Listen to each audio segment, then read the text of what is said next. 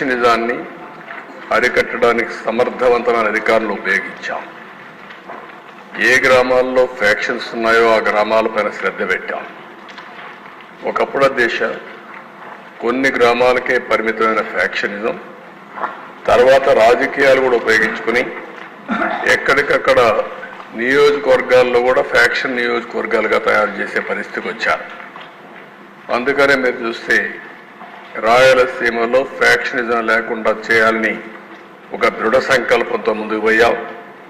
ఈరోజు ఈ హౌస్ ద్వారా రాష్ట్ర ప్రజానికాన్ని గుర్తు చేస్తున్నా, మా ఎమ్మెల్యేని సీనియర్ నాయకుల్ని ఇద్దరిని అరెస్ట్ చేసిన తర్వాత మిగిలిన వాళ్ళని కూడా అరెస్ట్ చేసి రాయలసీమలో ఈరోజు ఫ్యాక్షనిజం లేకుండా పోయిందంటే దానికి కారణం తెలుగుదేశం పార్టీ అనే విషయం అందరూ.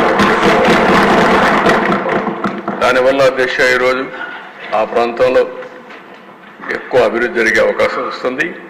భవిష్యత్తులో ఇంకా ఎక్కువ అభివృద్ధి జరిగే అవకాశం ఉంటుంది.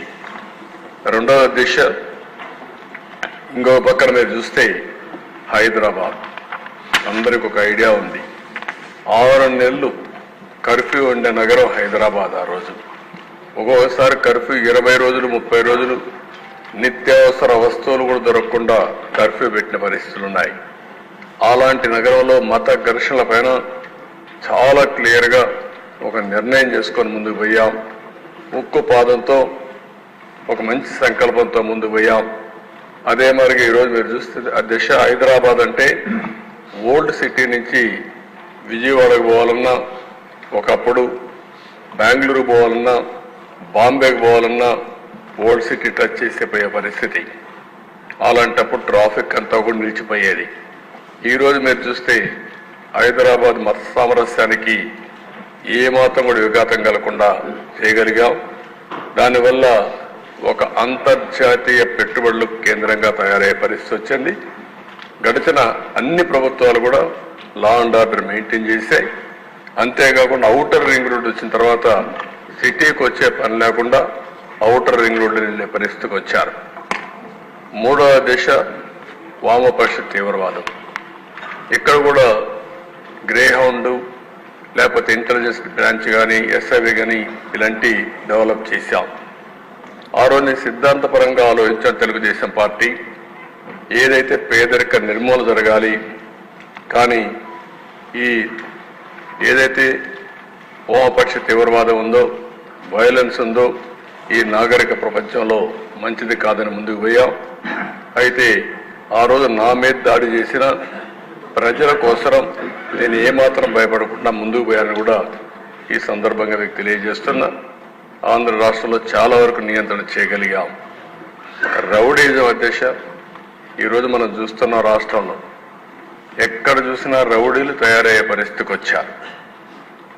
ఆ రోజు నుంచి మీరు చూస్తే రౌడీ అనేవాడు లేకుండా ఆ పేరు వినపడేదానికే భయపడే పరిస్థితి తీసుకొచ్చాం. PD act ఉపయోగించాం. రౌడీల పైన ఉక్కుపాదం మోపాం. మొత్తం లా అండ్ ఆర్డర్ మెయింటైన్ చేశాం. అది తర్వాత వచ్చిన ప్రభుత్వాలు కూడా కొనసాగించే పరిస్థితికి వచ్చారు. అది శుభ పరిణామం అని చెప్పి కూడా నేను మీకు తెలియజేస్తున్నాను. నెక్స్ట్ తర్వాత దిశ 14-19 మర్డర్స్ 15% తగ్గాయి. రైటింగ్ 51% తగ్గాయి. కిడ్నాపింగ్ అబ్డక్షన్స్ 16% తగ్గాయి. అదే మరి హర్ట్ అయితే 18,048 నుంచి 16,018 తగ్గాయి. 11% తగ్గింది. అసాల్ట్ 20% తగ్గాయి. రాబరీ దొంగతనాలు 25% తగ్గాయి. దీనివల్ల ప్రభుత్వ చర్యల వల్ల ప్రజల్లో ఒక భద్రత పెరిగింది. ప్రతి ఒక్కరు కూడా నమ్మకం వచ్చింది. మేము సేఫ్గా ఉంటామనే పరిస్థితి వచ్చింది. ఆ విధంగా లా అండ్ ఆర్డర్ మెయింటైన్ చేశాం. నెక్స్ట్ ఇక్కడ దిశ చేయగలిగామంటే సాంకేతిక సదుపాయాలు బాగా ఉపయోగించుకున్నాం. ఇప్పుడు డీజీపీ ఆఫీస్ ఉంది, ఒక మోడర్న్ ఆఫీస్. ఆ రోజు తెలుగుదేశం ప్రభుత్వంలో కట్టింది. ఇంకో పక్క సీసీటీవీ కెమెరాలు కొన్ని వేల కెమెరాలు అన్ని జంక్షన్లో పెట్టాం. 14,770 కెమెరాలు పెట్టి నేరాలు జరక్క మునిపే ఒకవేళ నేరం జరిగినా పట్టుకునే వ్యవస్థకు శ్రీకారం చుట్టాం. బాడీ ఓర్న్ కెమెరాస్ పోలీసుల బాధ్యతగా ఉండాలని బాడీ వన్ కెమెరా పెట్టి బయట పోయినప్పుడు అవతల వాళ్ళతో మాట్లాడినప్పుడు వీళ్ళు మాట్లాడే విషయాలు వాళ్ళు మాట్లాడే విషయాలు రికార్డ్ అయ్యి అవి నేరుగా కంట్రోల్ రూమ్కి వచ్చేటివి. అంటే ఎవ్వరు కూడా పౌరుషంగా మాట్లాడము, థర్డ్ డిగ్రీ ఈ ప్లింతీ లాంగ్వేజ్ మాట్లాడము అటు ప్రజలు కానీ రౌడీలు కానీ పోలీసులు కానీ సక్రమంగా పనిచేయడానికి పెట్టాం. ఇంకో పక్క లాక్డ్ హౌస్ మానిటరింగ్ సిస్టమ్. ఎవరన్నా ఇంట్లో నుంచి బయట పోతే ఆ సిస్టమ్ పంపించి పెట్టి ఎవరన్నా ఇంటికి దొంగలు వస్తే పోలీసులకు ఇమ్మీడియట్గా ఇన్ఫర్మేషన్ పోయే పరిస్థితికి వచ్చింది. వాళ్ళు ఇల్లు వదిలిపెట్టే పోయే లోపలనే పోలీసులు వచ్చి యాక్షన్ తీసుకునే పరిస్థితికి వచ్చాం. Mobile command and control centres పెట్టాం. ఎక్కడన్నా పెద్ద పెద్ద మీటింగ్లు జరిగితే దాన్ని మానిటరింగ్ చేయడం కోసం ఇవి కూడా కంట్రోల్ సెంటర్స్ పెట్టాం. Automated finger print identification system తీసుకొచ్చాం.